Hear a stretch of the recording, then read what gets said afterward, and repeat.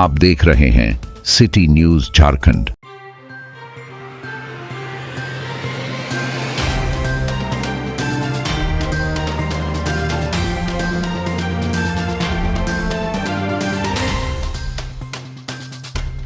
देश के चर्चित शिक्षण संस्थान आकाश का डाल्टनगंज में हुआ भव्य उद्घाटन।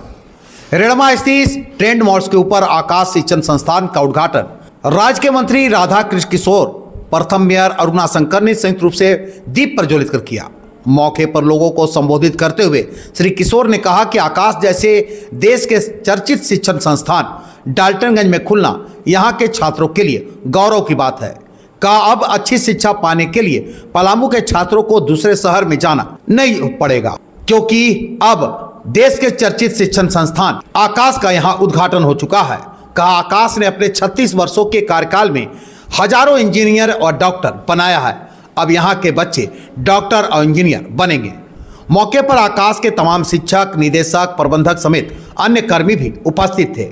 वहीं उद्घाटन के दौरान सांस्कृतिक कार्यक्रम का भी आयोजन किया गया, जिसमें कलाकारों ने एक से बढ़कर एक गीत गाकर लोगों के बीच समा बांध दिया।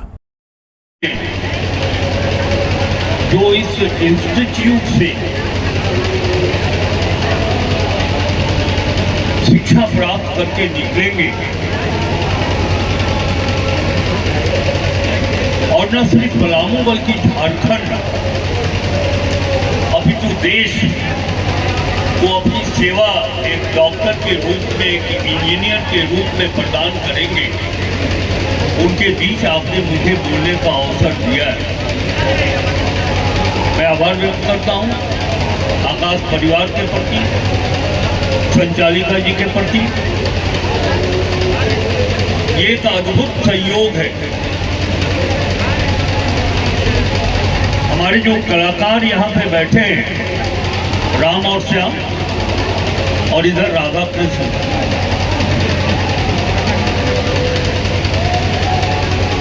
मैं आकाश परिवार को ये कहना चाहता हूं कि इस अवसर पर जहां आप आकाश कोचिंग सेंटर की नींव रखकर आज उसकी शुरुआत करने जा रहे हैं और आपके मंच पर एक तरफ राम और श्याम और दूसरे तरफ राधा कृष्ण हो, तो ये आकाश की ऊंचाइयों को छूएगा, मुझे पूरा विश्वास है। मैं बहुत अधिक समय नहीं लूंगा। आज एक ईद का पर्व भी है, निर्वाचन क्षेत्र के कई जगहों पे जाना है। हमारे सभी राजनीतिक सहकर्मी हमारे साथ हैं। मैं बहुत ही संक्षिप्त में ये बात आप सबों के सामने रखना चाहता हूं, और ये हमारे भाषण की कोई पंक्ति नहीं होगी। राधा कृष्ण किशोर 45 वर्षों के संसदीय अनुभव रखने के साथ जो हमारे मन में भावना है वो हम आप सबों के दिल तक पहुंचाने का प्रयास करेंगे। हमारे यहाँ मेडिकल कॉलेज की स्थापना हो गई, इंजीनियरिंग कॉलेज की स्थापना हो गई, लेकिन यहाँ मेडिकल स्टूडेंट कहाँ से आते हैं? इंजीनियर के स्टूडेंट कहाँ से आते हैं? ये सबसे बड़ी समस्या है। मेडिकल कॉलेज और इंजीनियरिंग कॉलेज इस प्रकार का कोई कोचिंग सेंटर नहीं था, तो जाहिर सी बात है कि वो झारखंड के दूसरे जिलों से आते, दूसरे राज्यों से आते। देखिए, बड़ा पुण्य का काम आकाश इंस्टीट्यूट ने किया है। ये अलग बात है, दिगर बात है कि आप अपने व्यवसायिक दृष्टिकोण से इसकी स्थापना किए, लेकिन इसके पीछे जो पुनित कार्य छिपा हुआ है, मैं उसकी चर्चा करना चाहता हूं। अब ये आकाश इंस्टीट्यूट की स्थापना के बाद मुझे पूरा विश्वास है कि कम से कम 60% medical student, 60% engineering student Palamu का बेटा होगा, बाहर से नहीं है। इतना बड़ा पुलिस काम आपने किया। बस एक गुजारिश जरूर होगी, और मैं अभिभावकों को और जो छात्र यहाँ से प्रशिक्षण प्राप्त करेंगे उनके लिए हम कहना चाहते हैं कि एक तो हमारे ब्रह्मांड का आकाश है, और दूसरा ये शिक्षा का आकाश है।